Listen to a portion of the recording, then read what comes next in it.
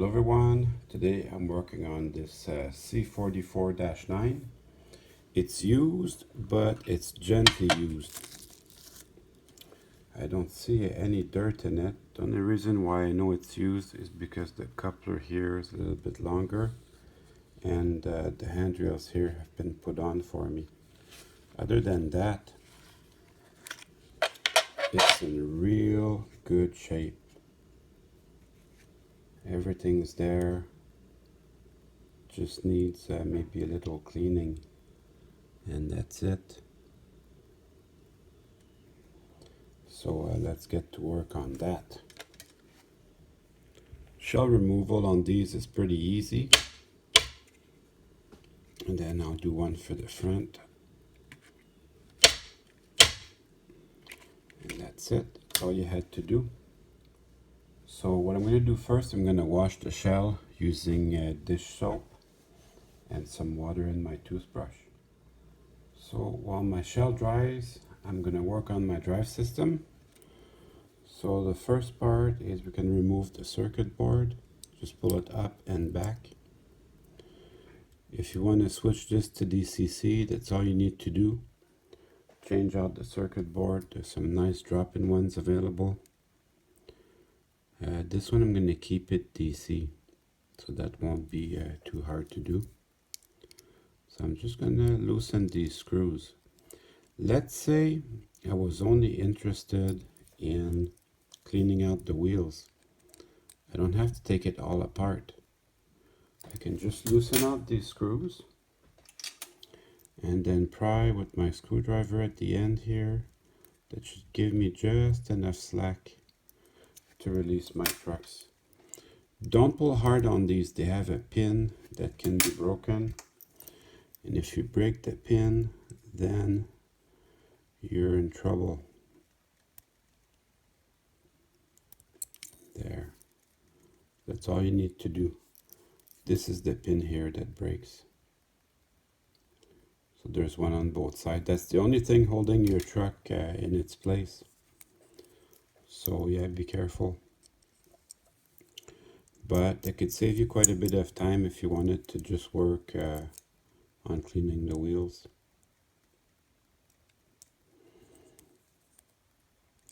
The shell on these is very neat. It's got ditch lights, which is something that I like, very much like. And that these trucks, you won't mix them up because they have a little arrow. The arrow points out. Now, since I have it in my hands already, I'm going to go ahead and lubricate the worm gears here. Probably don't need to, but since I have everything in my hands, I think I will. There are 4 pins that are holding the engine cradle together. So you just need to loosen these, and then the frame will spread apart for you, revealing your motor and your worm gears. That's all I need to do for today, I think. Just one drop on each end. That should be enough.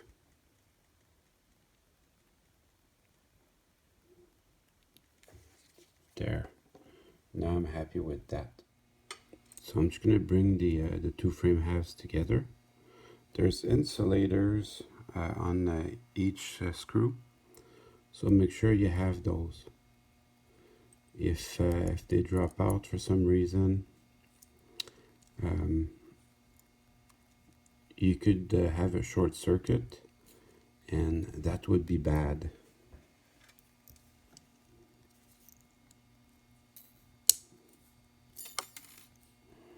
That was my contact strip. I'm going to put it right back together. This is a very similar mechanism to the SD40 or SD45. They are smooth runners. That is why I like to get these. I just enjoy very much the way they run.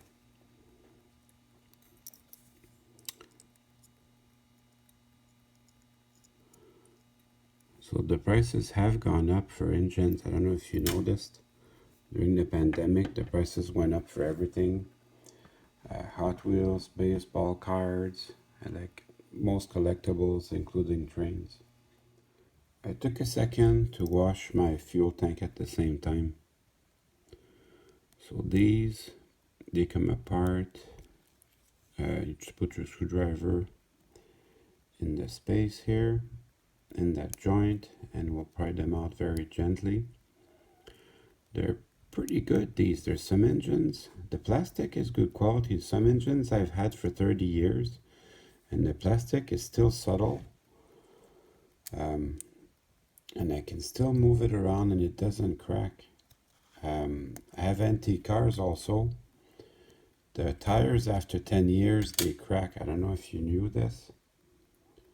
But when you buy a car that's 10 plus years old, you could get in a situation like that where your tires are cracked and they need to be replaced.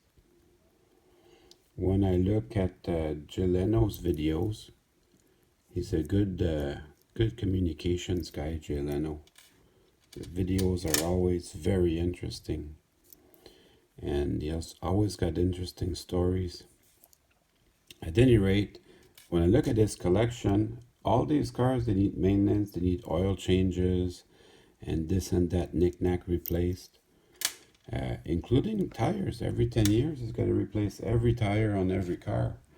So just maintaining the place has to be very expensive. So the wheels, they don't look too dirty, but I'm still going to clean them. So I just use my rag like this. That does the best job. Squeaky clean. And then I'm going to put the rest of the gears with my tap water and toothbrush and some dish soap. Probably runs good already, but since I have it in my hands, may as well. So as I put these back together, I don't use any lubrication. I don't feel that they need any.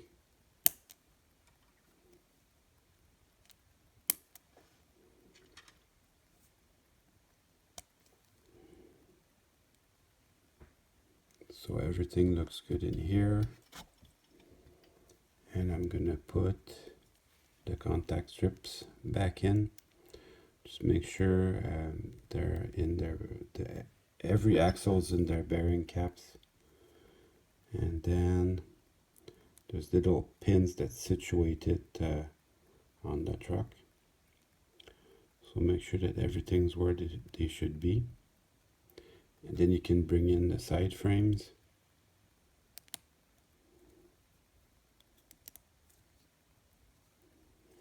And it will snap into place when you got it right. Check it with your finger just to make sure everything's perfect. There should be no rolling resistance whatsoever. Now I'm ready to put everything back together. I haven't put my screws on yet, but I'm gonna put my trucks now. So these, I'll do the same thing. I'll spread out the frames just enough to squeeze it back in there. Also make sure your contact strips are all lined up properly. So that's for that one. Use gravity as your friend. Then we'll put the front one in. So I do the same thing. I spread it apart just a tiny little bit. Just enough to allow me to get in there.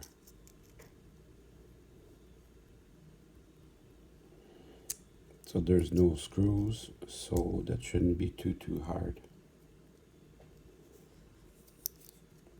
I'm still taking my time though.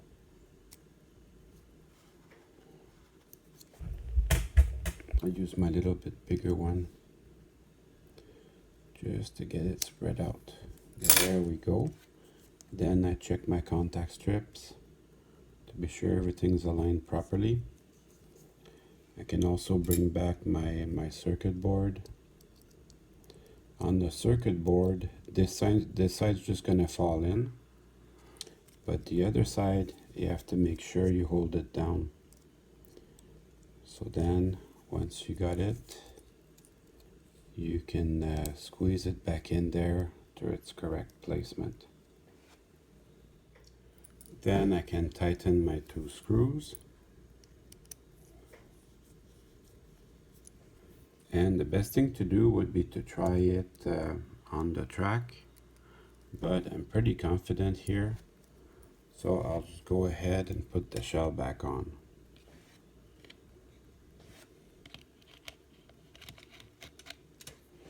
The shell was easy to take it off, just as easy to put it back. Although there's underframe details here you have to be mindful of. You have to spread out your fuel tank just a tiny little bit. Make sure that it gets on over the underframe detail.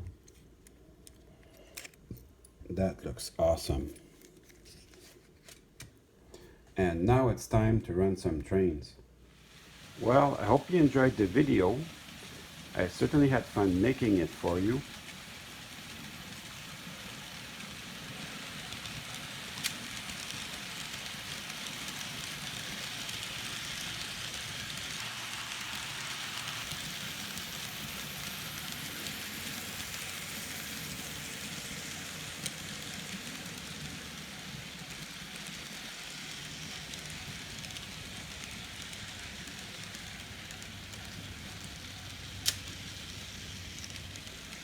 See you soon.